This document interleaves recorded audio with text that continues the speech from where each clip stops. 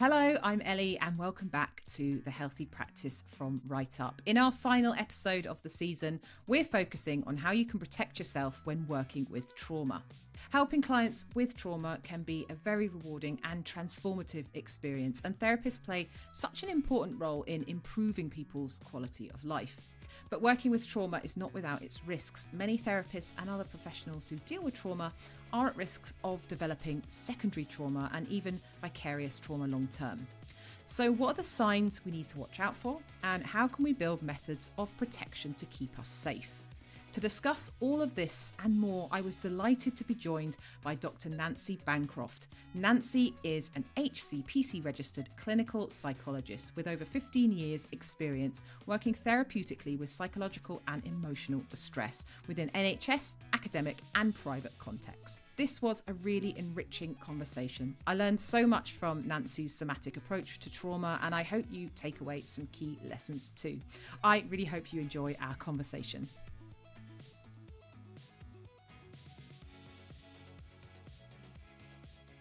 So welcome to the Healthy Practice, Nancy. I'm so happy to have you here with us today. And to kick off, could you just tell us a little bit about yourself and your practice, the body in the mind? Yes, thanks, Ellie. Good morning. So I have been in practice with the body in mind for a year, quite new still. I was in the NHS for many years prior to that, working in community mental health. So to some extent, the move into private practice was one connected to self-care and following a passion. And we'll probably talk more about that as we move along this morning. But essentially, I work with adults and I have a trauma focus. So most of the people that I work with are coming with a difficulty now, which they know is to some extent connected to something that happened to them in the past. Right, okay. And what made you leave the NHS and start your own private practice? So there definitely wasn't one specific thing. To some extent, the universe just organised things. But it probably won't be any surprise to anybody to hear that to some extent it was connected to just feeling that the way that I was working in the NHS wasn't sustainable for my health. I loved the team that I worked in, and actually I know compared to lots of other teams, we were very well looked after. But I think probably what was really relevant was that I had 2 young children as well. And so what had shifted in my life meant that suddenly what I had been able to manage prior to having a family became much more challenging when I knew that I was coming home to take care of 2 little tired ones. And so it was very much influenced by needing to be in more control of my time and my energy. And to some extent, I had developed a passion for working with the body, working somatically, and this practice has allowed me to just dive into that in a way that perhaps I wouldn't have been able to in the same depth in my NHS role. Yeah, it's great, isn't it? So you can really, really grow in your niche. You can do your CPD around, read all the books around what you're really interested in. And then Exactly. it's such a, I imagine it's so nice to be able to have the freedom to do that. So it's lovely. Yeah. And Yeah. can you outline the approaches that you use in your therapy when you're treating your patients? Yeah. So that's a work in progress. For other clinical psychologists listening, I suppose it probably will be reasonably familiar to hear that I've, to some extent, often felt like a jack of all trades and a master of none. But this, reaching private practice is allowing me to really focus in on the models that I love to use. In the NHS, I was using, to some extent, the full range. I was supervising people using more cognitive therapies, but my passion previously was cognitive analytic therapy, so kind of bringing in attachment theory and understanding into shorter term therapies. In the last 5 years, I've joined a group of very passionate therapists and psychologists using EMDR, and in the last 2 years, adding into that specific parts work understanding, so ego state theory and internal family systems. So these are models that are particularly well evidence-based for working with complex and developmental traumas. But But one of the reasons that I have loved learning about them so much too is that I think that they are entirely applicable to every human. To some extent, we all have a history. We all have things that we need to make sense of, and nobody's childhood was absolutely perfect. And beginning to understand ourselves in parts just makes entire sense to me, myself included. And being able to then identify if there are specific experiences in our history that have influenced the way we see the world, and use EMDR to shift that is just almost like magic, really. So I feel like my therapy potential has drastically improved since using EMDR and IFS. The other model that I would really want to mention is that in the last few years I've trained with a formulation or a case conceptualization model. So it's not a therapy per se, but it's like a model of understanding and organizing people's experience called somatic integration and processing. And as you can probably hear from the title, that's a bringing together of somatic theories, attachment theories and neurobiology, and the theory that underpins EMDR, which is adaptive information processing, and the new research we have on memory reconsolidation, into a way of structuring your therapy with quite a focused target. So if somebody comes to you with a long history, but there's something very specific they want to work on, it can sometimes feel very overwhelming. And this is a model that helps you organize material so that you can really help someone focus in on this is our project, if you like, for therapy. And that has also been massively influential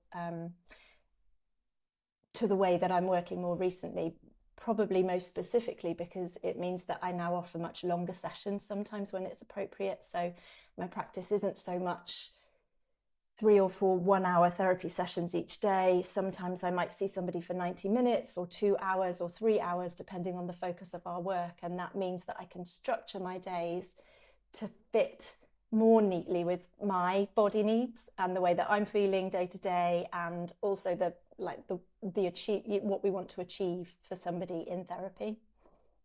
Yeah, that sounds amazing. And so before we dive any deeper, yeah, I think it'd be really good if you could let me know a definition of trauma, if there is one, or if there is, one that's kind of expanded, sort of used by everybody. Yeah. And is the definition of trauma expanding as well? Yeah. I mean, definitions, it's such a tricky one, isn't it? Because you would probably get a different definition from any clinician that you asked. And so probably one of the things I've worked on over the last few years is working out like what's the definition that makes the most sense to me. This won't be by any means the one that everybody would use, or the one that would make sense to every person who who considers themselves someone who has trauma. But probably the first important point to make, and I think that this is widely understood now, or certainly kind of makes sense, is that trauma, we no longer understand trauma to be an event. Like, we don't define trauma, for example, as an experience of sexual abuse, or as an experience of being in some kind of frightening disaster or accident. Trauma is the way that the event impacts the nervous system of the individual. So we're not so specifically naming a list of events that we would classify as traumatic, because what we know pretty conclusively is that for one person, a particular event would be incredibly traumatic, and for another person, that's not the case. There are individual differences in the way that we experience things. In terms of a definition, the one that I have found fits the best is quite wide. And I was introduced to this in my SIP training, and it's just stayed with me, which understands something is traumatic if it's experienced as too much too soon, too much for too long, or not enough for too long. And to add even more detail into that, if an overwhelming affect is experienced without the support of like a loving, supportive witness, essentially. So all of those components seem to be the components that make up the difference between an event staying with and causing like a wound around which we constrict for the time after, a bit like a physical wound, and that seem to constitute something that we now understand as trauma. Yeah, and I feel that that's most helpful, because then it means that individuals can define themselves whether an event was traumatic or not. But what I recognize that also does is really broadens out the potential for events to have been traumatic. That's a pretty controversial topic, and I'm by no means kind of, decided and concluded. But my opinion tends to be that there's not I don't see the huge disadvantage in recognizing that, in fact, most of us have an experience that we could determine as traumatic. I think, the risks with broadening out the definition is that we talk flippantly about like waiting in a queue traffic or not being able to get a hairdresser appointment as traumatic. And obviously I'm not suggesting that we take away from the intensity and the different experience of something traumatic. But I think it's important to recognize often we overlook things that were incredibly traumatic for us as children and that have influenced the way that we see the world and see ourselves in it. And in fact, to validate that is incredibly important. And it's one of the roles that I think is probably most important in providing therapy, to hear someone's story and to be able to say, that sounds like it was really tough for you. And for people often to be like, actually, thank you. Yeah, it really was. But I didn't kind of allow myself to see it as traumatic in that way. Yeah, I suppose there's a feeling that a trauma has to be something really dramatic or really overwhelming for it to be classified or defined as a trauma. But it could be anything that person has experienced that is, averse to them or difficult or anything like that, and it doesn't have to be huge. And I think there's a lot of people, definitely a lot of people that have been through trauma and they don't recognize it because they don't think they think, oh, don't be so silly, that was nothing. There's people going through worse than that, and that's kind of boxed off, isn't it? So it's really nice to hear that definition, because I've never heard it defined like that. And I've never heard it defined in any way. I've just held it, in my head, a trauma as something really, really big and scary. But yeah, it's nice, it's validating just to hear a definition of it, actually, that's quite broad and like that. So another way to also, like, what can also be helpful is you might have seen the term like big T trauma and small T trauma is talked about quite a lot in the field, and that can help us determine, there's absolutely a difference between something like the old DSM diagnosis, for example, where to be diagnosed with PTSD, you had to be involved or witness an event where your life was threatened. That's probably like what would now be understood as a big T trauma, but actually small T traumas can be incredibly impactful on our lives. And I think that's something that we've only in the last 20 years been able to recognize and support people with, that actually, like, what you've been through is tough, and it, like, you deserve to be here reprocessing it or working on it, because it must have been really hard for you. Yeah, exactly. Yeah. And could you define what secondary trauma is? Because I'm not sure what that is. And also, is it similar or the same to vicarious trauma? I'm guessing it's not, because there's two words. But yeah, if you could let me know what those two mean, that'd be great. Let's puzzle that out together. Again, I think you'd probably hear different answers from different people. My original doctoral training was at Liverpool, and we had a really lovely introduction to like critically thinking about the mental health literature, essentially. So my brain is primed to question when we have like a name for something, especially when the name for something has like a tick list that we have to meet in order for us to say we've got that. Like classically, that comes with mental health diagnoses, and that's why, to a large extent now, I don't really use the language of diagnosis in my practice. We try and understand individually what is this like for you? What should we call it? What do you want to call it? If that means calling it depression, then we'll do that. But otherwise, we probably won't use that classification.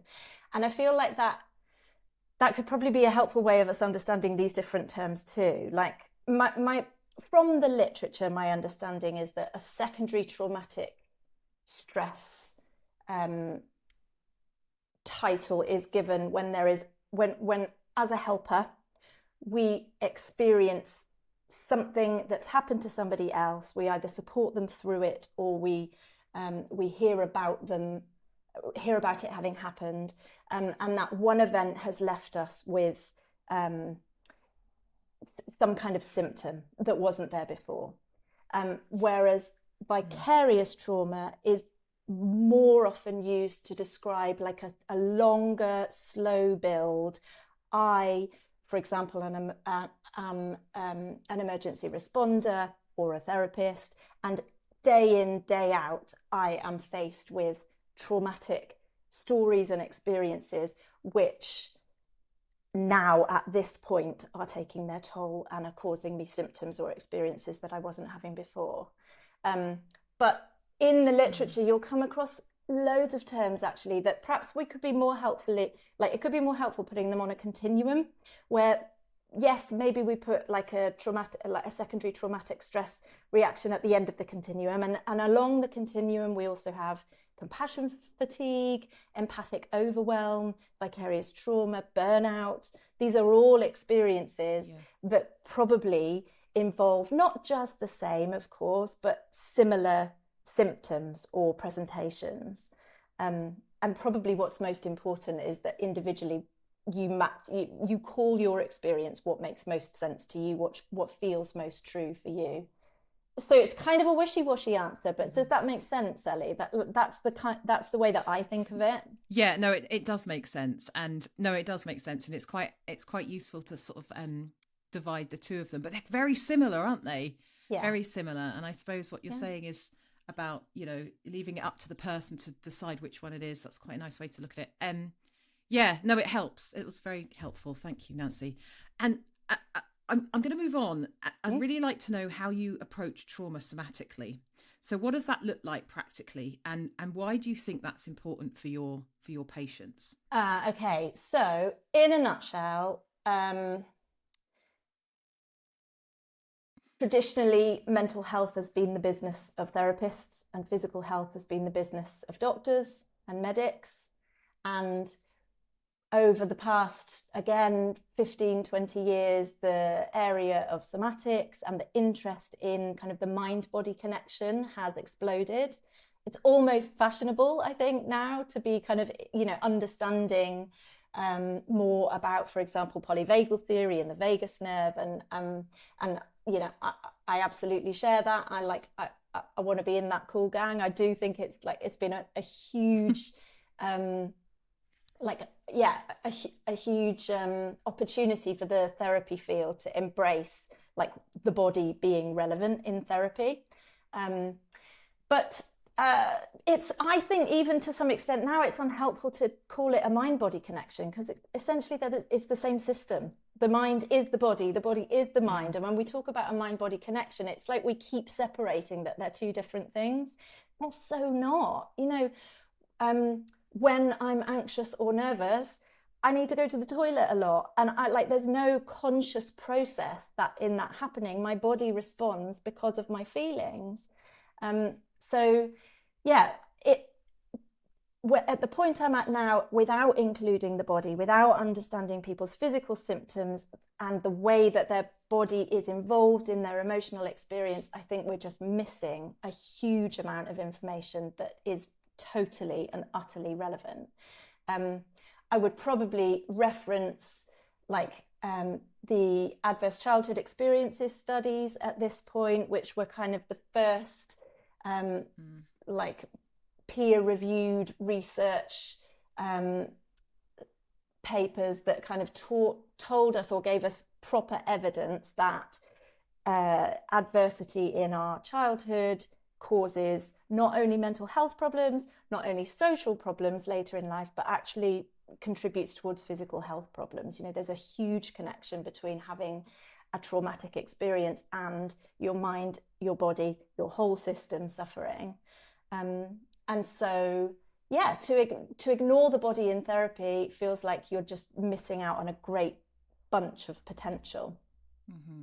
And how do you work with your patients practically? How does it work in a session if you're looking at both mind and body together? Well, that probably starts at assessment, when I pay a fair bit of attention to somebody's physical health as well as the way that they're emotionally feeling. Nowadays, more and more, I'm interested in like pain experiences. And when we're talking about history, I'm really interested in physical illness experiences or pattern in physical health as well as mental health.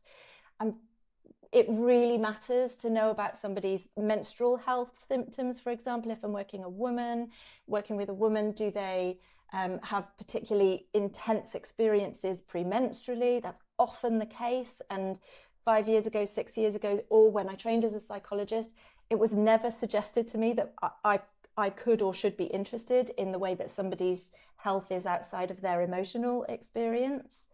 And then when we're in therapy, that looks like teaching people about the nervous system, sharing diagrams, doing examples with breathing and moving to demonstrate the impact that physical symptoms can have on our emotional health, and all the way through to kind of using movement and even walking when we're reprocessing experiences in EMDR, using the body to like complete a stress response, for example, when we're revisiting something that got trapped or stuck in the system, because essentially that's what we're understanding, you know, that something that happened which was stressful was shut down because of fear, which makes complete sense. But because of that, it somehow got locked in the body. And until we allow that stress response to complete, then the body holds it. And when I use this kind of language, like, it's the same as when we're talking about any theory in psychology. To some extent, of course, we have to be clear that we're speaking metaphorically. Like, I think sometimes it can be taken out of context. When we talk about trauma stuck in your hips or trauma stuck in the body, I mean, some people may work in that way, but I don't necessarily mean it in such a literal way. We're talking about something, you know, some part of your nervous system being stuck in a pattern that is connected to your body never having been able to find safety after that frightening thing happened. And so for the rest of your days, when your body is reminded of that frightening thing happening, you are really likely to experience either kind of a shutdown, block off, or an intense anxiety experience, because your body is warning you, your nervous system is warning you. It's its job, like, it's doing the thing that it's there to do. This is dangerous. You've been here before and it was awful. We don't want to have that experience again. Stop. Yet, unfortunately, because the nervous system is so highly primed to keep you safe, it ends up being overactive. And so the job in therapy is to give a message to your body. Thank you.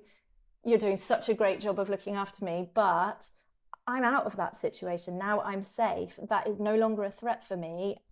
You're all right. You can rest back. And that, again, is messages, not just cognitively, is it? It's like saying to the body, thank you for looking after me, but like, I'm safe, I'm okay.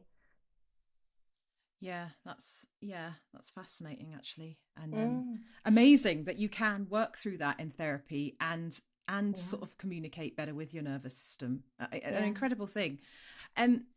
So what do you think therapists can do to reduce any risks that they might have of secondary trauma or vicarious trauma? Is there anything that you as a therapist can do, and that you can sort of pass on to others as well?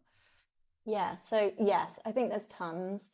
But again, I would probably say ultimately this is a really individual thing, because we will all have different techniques and resources that work better for us. Also, if it's all right, I feel like it's important to split this answer into kind of 3 segments, because the first thing that I would really want to say, it feels super important, and I actually wrote down her name because in a little bit of reading around this topic, I came across a woman called Laura Van Dermot Lipsky. And like I'd recommend people check her out. She made a really, really famous TED talk, and she was speaking on the topic of burnout. She had her own experience, but she speaks really, really eloquently to the systemic issues, which are basically like, you know, there are tons of body techniques and rituals and things like that that you can do to protect yourself on a micro level. But you can't hack your nervous system to allow you to continue to work in a toxic environment. If you're seeing too many clients, if you've got a stressful life outside of work, if you're working with very intensive trauma and you're burning the candle basically, then you can't, you know, there is not a list of techniques that you can use to prevent you from having a reaction. Your body is doing its job. It's saying, you can't handle this. It's like the definition of trauma. This is too much, and you kind of need to listen. So I just really wanted to make that point before I talk about specific techniques. Then the second is, to some extent, what I've done in my movement from NHS to private practice. There are ways that you can set up your practice to allow you to look after yourself better and to benefit from things like doing things that you love, connecting with your passion, having bigger spaces between appointments, working intensively like I do. One enormous thing that's been helpful to me that I really wanted to share, it won't be for everyone, but it feels important to say, like learning to structure my work around my menstrual cycle. So I mark out in my diary now, if there are a few days leading up to my period, I see less clients. And that is an enormous help in me being able to just use my body to temper how well or not well I can manage hearing other people's stories. You know, we're in this field because we are empathic people. And so it's not a bad thing to experience,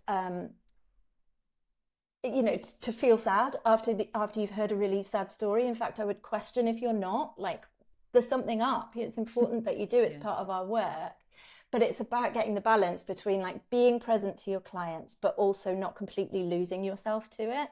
So yeah, the first is the systemic stuff. The second is the setting up your practice to feel good and comfortable for you. And that includes also like a really great supervisor. My supervisor allows me to hijack the whole session sometimes with my stuff, rather than taking clinical cases. You know, if it's necessary, can we just talk about what's going on for me this month? And flexibility like that, and like good peer relationships, you know, meeting with people who bring you joy and who think like you, all of those things are so important. But then, yeah, like day to day, there are still going to be times when you hear a story that you weren't expecting to hear, or when you see more clients than you intended to. And one of my biggest, one of the biggest helps that I use is like physical movement. It probably won't be a surprise that, like, you know, I won't necessarily have time to go for a run. I can always find time to have a 5-minute walk, like to let my body shake out, to like dance. I use music quite a lot between sessions, and sometimes I'll choose a piece of music after somebody's left me that feels like it represents the way that I need to process what they've spoken with me about. And then once that music's finished, then I can leave that client and prepare for the next person arriving. And that kind of gives me like a little period of time in which to honor what they've shared, but yet still move on and kind of allow my body and my whole system to welcome the next person coming, or to go to the school gate and pick up my kids. I have a candle in the office, and occasionally I feel like it's useful to like light a candle, spend a minute processing what I've been told, and then blow it out, and again use that as a ritual for like that's done now, you've done all you can. I love to remind myself, you're like using loving kindness meditations, or even affirmations, like you're in this job because you want to help, you've helped all you can today, but now you've done, you know, now you can do no more. And like just to like almost it's like completing a stress response, isn't it? It's like recognizing there's an experience going on in my body, but also saying, but it's enough now. Like that's as much as you can do. Dealing with trauma as a therapist can be really tough. It's important to protect yourself, and part of that is having the right tools in place to manage your workload. With WriteUp, a cloud-based practice management software, you can streamline your day so you spend less time on admin and more time focusing on your clients. From secure note-taking to managing appointments, WriteUp helps you stay organised, compliant and stress-free even when the work gets heavy. So if you're looking for a solution to lighten your load, visit writeup.com and see how we can support you today and start your free 30-day trial. That's WRITEUPP.com. I actually have had some experience with anxiety in the past, really bad. And the best thing for me is to go for a walk, like half an hour walk, do some yoga, movement. And I guess I did know that it was linked, but now I'm thinking of it, I'm like, it's amazing because it almost moves it through my body and out. I don't know how, but it does. And it's incredible how it does it. And I know that if I haven't been for a walk, I will always feel worse in my mind at the end of the day than if I did go for a walk or if I did do some yoga. So yeah, I can see how that would work. And I love a loving kindness meditation too. So amazing. I hope they can help people. I'm gonna ask you, well, I was going to ask you, do you practice your own self-care somatically? But I guess you've already answered that question. You do, don't you? So not just in your practice, but outside of your practice, I suppose you must do the same things. Yeah. Again, another plug for becoming more aware of my menstrual cycle and how that influences how I work. And let me just share also, it's not just about being less resilient around the time of my period, but it's also recognizing that I am a powerhouse at about day 13, and that not to exploit that. But for example, if I'm going to have a conversation like this where I would ordinarily feel a little nervous, like to try and do it around the time that I ovulate in comparison to doing it on a day when I feel more like being away from the world and, and turning inwards. So yeah, huge shout out for becoming more aware of where you are cyclically. Running has just been I just love to run. And the important point I would make with exercise, like whatever exercise you choose actually, is that it's never felt like something that I've done as a way of getting thin or even looking after my physical health. It feels like a way of letting my body just be wild. You don't even necessarily need to put running gear on. You just can flap around. And exactly what you're saying, what is happening is when you have some kind of a stress response build up in your system, what we're talking about is like hormones and chemicals being released. And so when you're moving, you're giving them the opportunity to dissipate, to discharge.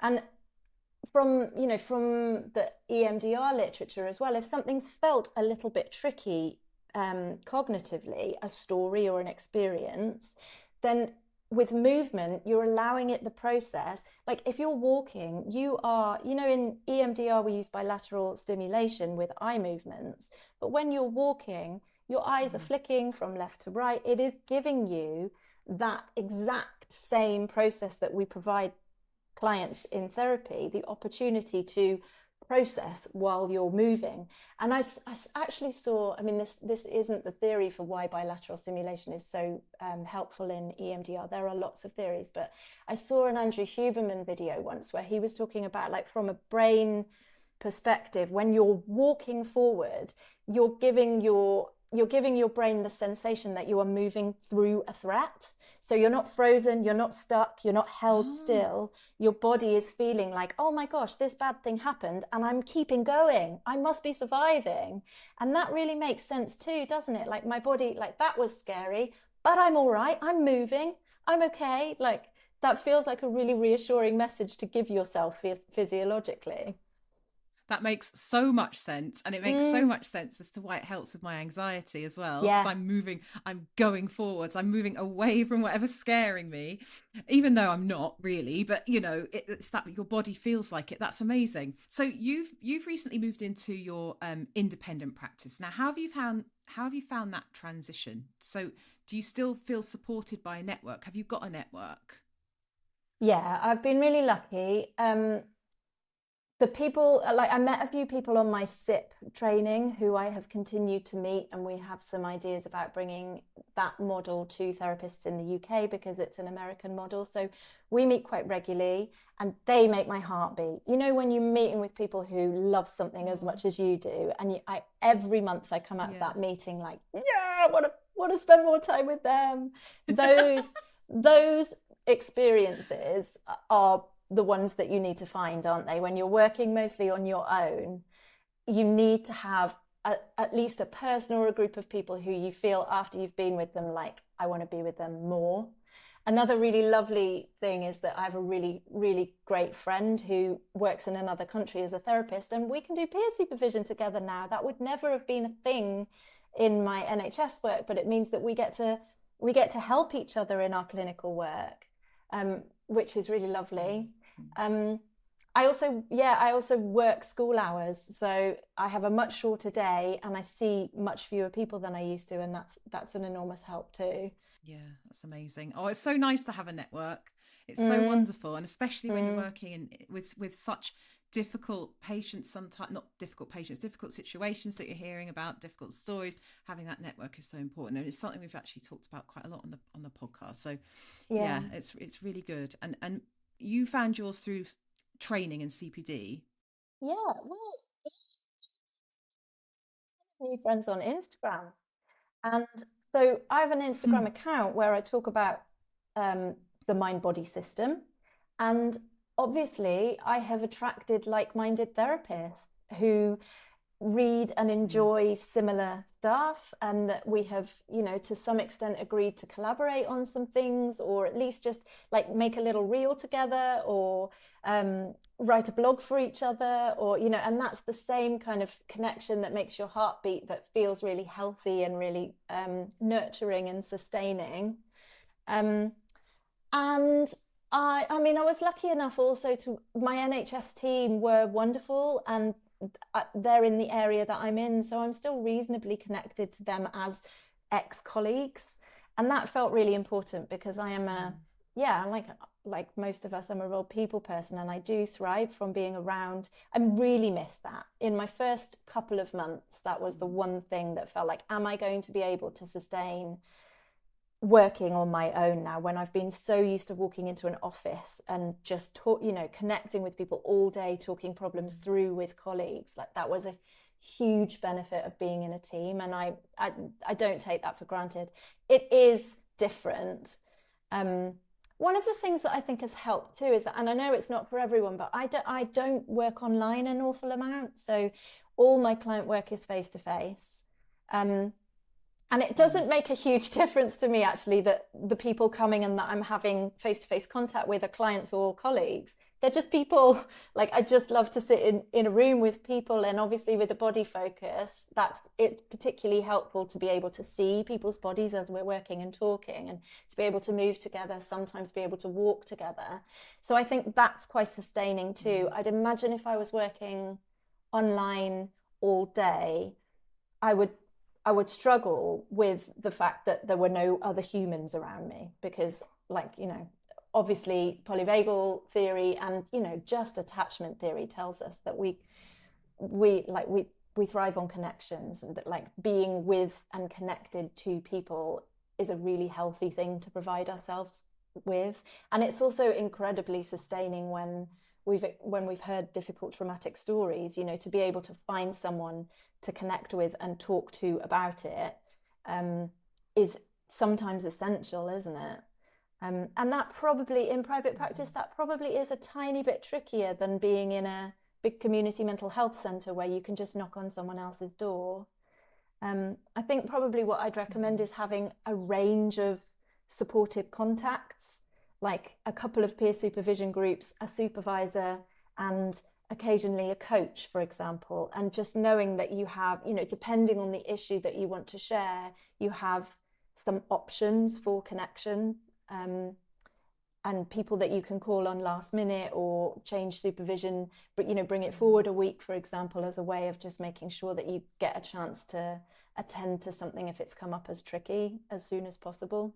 Yeah, that's good. So lots of different networks, and grab onto them. Grab onto those networks, like as you find them, wherever you find them. That's really nice that you found lots of people on social media too. So you've got your online community, your real life community, your connections. Yeah, fabulous. Really, really good. And we all should be doing it, whether we're in private practice or not. Definitely. Yeah. And I think this is probably just something about me as a character, that like I'm quite good at asking people to be friends with me. So if you meet someone on a training and you've resonated with them, you've loved what they said, they've shared some things that feel really like, oh yeah, I was thinking that, like message them and say, do you want to email for a bit? Like, do you want to be my mate? Because I think people love to be approached like that. I certainly do. I'd love it if somebody said that to me. Wouldn't you? I think that's a really nice thing to do. But I would, but you do have to be brave. So you're you are very brave. But that's great, because when you're in CPD, when you're in training, you're meeting so many people, there must be people you're resonating with. And just email is so easy to just keep in touch with somebody for a few months and see how it goes. Yeah, love that. And we asked this question before I let you go. We asked this question of our guests this season, because we're doing a well-being season.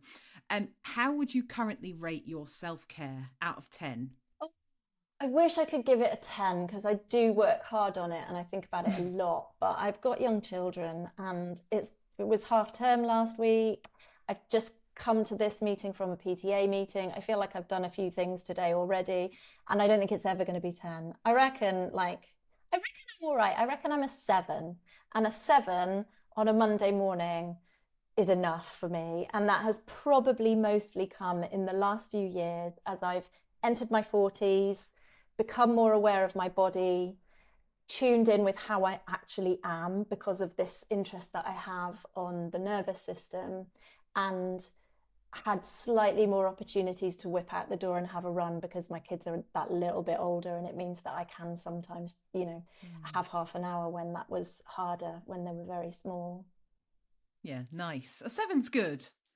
I think you're probably an 8. Do my husband would say I was an 8 because he's like, maybe a 9. Yeah, I know. Yeah.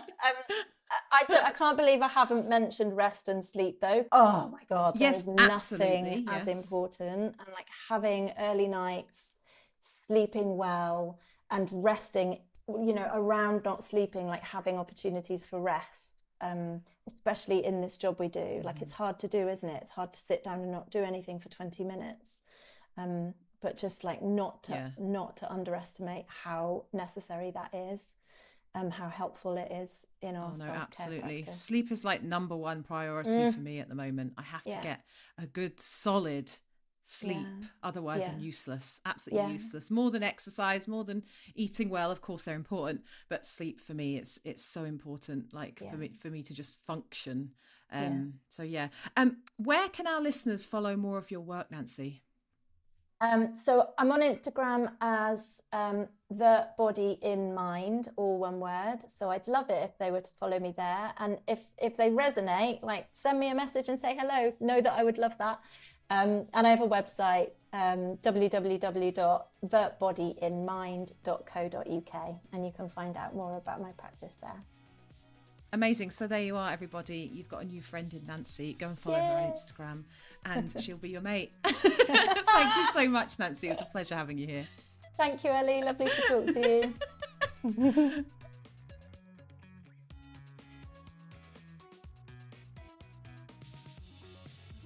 And that brings us to the end of our wellbeing series. I just wanted to say a massive thank you to Nancy and all of our amazing guests. I hope they've inspired you to prioritise your wellbeing as you run your practice. Remember to check out writeup.com for all of your practice software solutions and to start your free 30-day trial. No payment details are required. Thank you so much for listening to the Healthy Practice podcast. If you enjoyed it, please do leave us a review. It helps more than you may think.